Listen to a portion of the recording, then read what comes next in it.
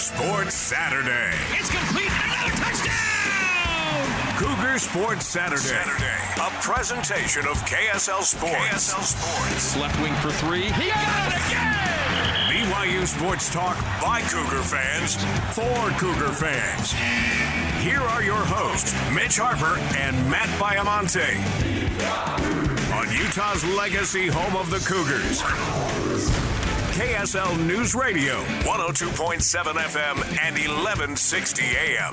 Good afternoon, Cougar Nation, and welcome on into Cougar Sports Saturday here on your legacy home of the Cougars, KSL News Radio. Mitch Harper, Matt Baiamonte with you after a week off, but man, a lot can change after 1 week away. And Mark Pope, no longer the head coach at BYU. He is now the head man of the Kentucky Wildcats, and we will unpack every angle about this coaching search and what's next for BYU basketball, as these are trying times for BYU as they look to move forward in this new era without Mark Pope. And Matt, it's been a wild turn of events from, Mark Pope was at the Final Four last week, and he's being asked by some media outlets, what's your relationship like with Kentucky? And he's saying, I love Kentucky. They're in my soul, but I want to beat Kentucky. I want to win at BYU. There's no doubt about it. Well, no, he's the head coach at Kentucky. A lot can change in short order.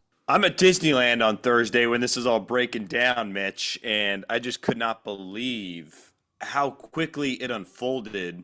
It makes all the sense in the world. I hope BYU fans share a similar sentiment that I had when I saw the news, which is good for Mark Pope. He played there. He won a national championship there.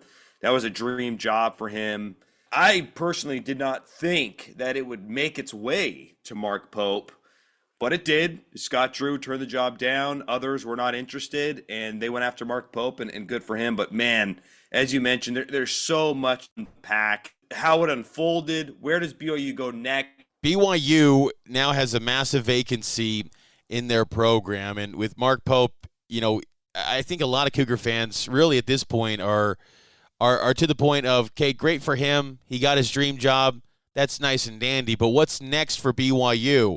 And that's where we're going to focus on. And, Pope, to me, was how he got to the job was at Kentucky was very dynamic personality. And the AD at Kentucky did not want to go with a man that had baggage. So the Chris Beards of the world, who maybe have a more accomplished resume, not going to be in the mix. Sean Miller, not going to be in the mix. Bruce Pearl, not going to be in the mix.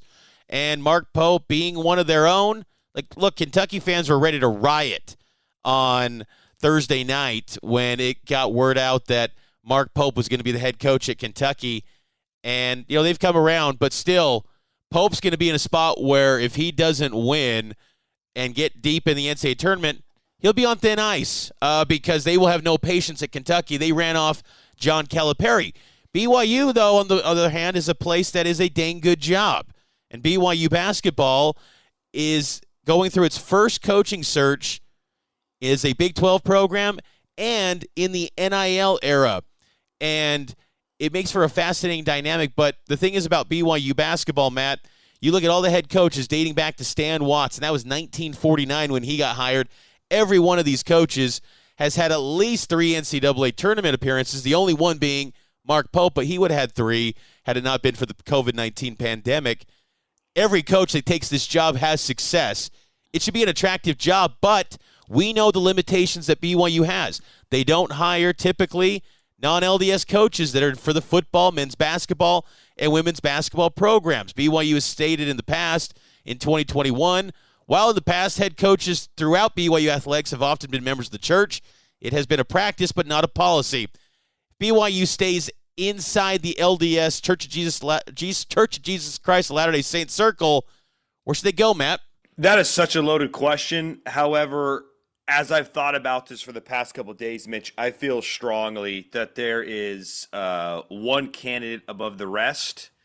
It is complicated to get this man, and that's Mark Madsen, but I feel like he is the best option. I know he put out a statement, I think it was yesterday, that he put out a statement saying, hey, the Northern California area, Berkeley, they've treated me great. I'm committed here. We're going to win here.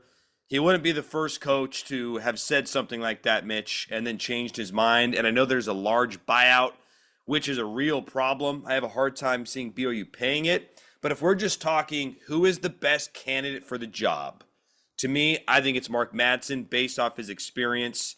He didn't go to the tournament. He didn't have a winning record with Cal, but they were better than before he got there. And he kept the train on the tracks at Utah Valley when Mark Pope took the BYU job and took a lot of those players with him. He was able to figure that thing out and bring in some guys.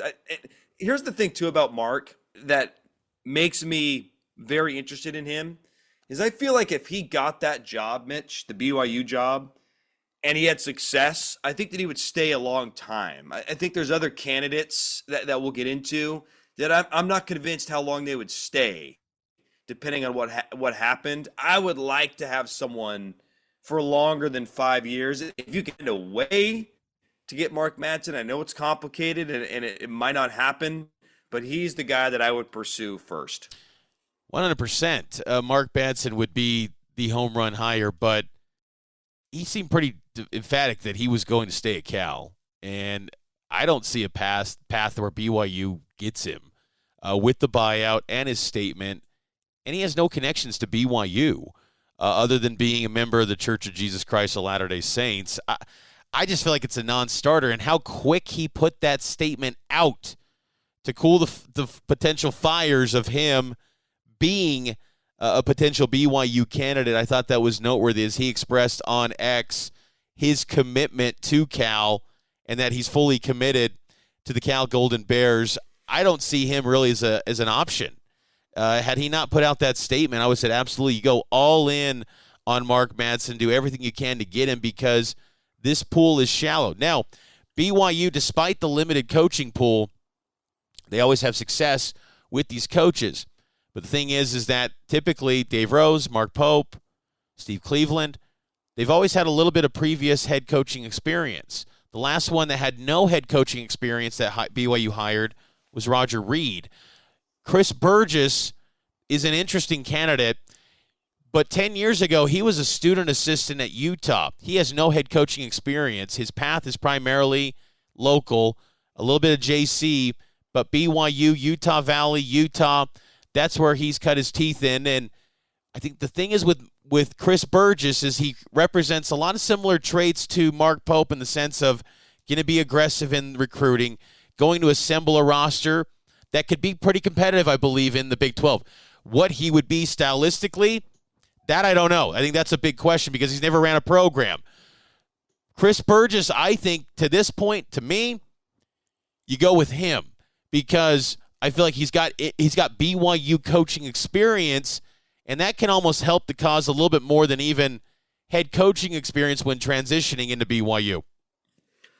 I don't hate the thought of Chris Burgess being the next coach, Mitch, but I do have a concern, and I'll get to that concern on the other side. Let's take our first break here in Cougar Sports Saturday, breaking down the state of BYU basketball. What do they do next? Guys are hitting the transfer portal. Who's in the transfer portal, and can they maintain this roster? We'll do that all along here on Cougar Sports Saturday. Stay with us. A lot more to go here on KSL News Radio.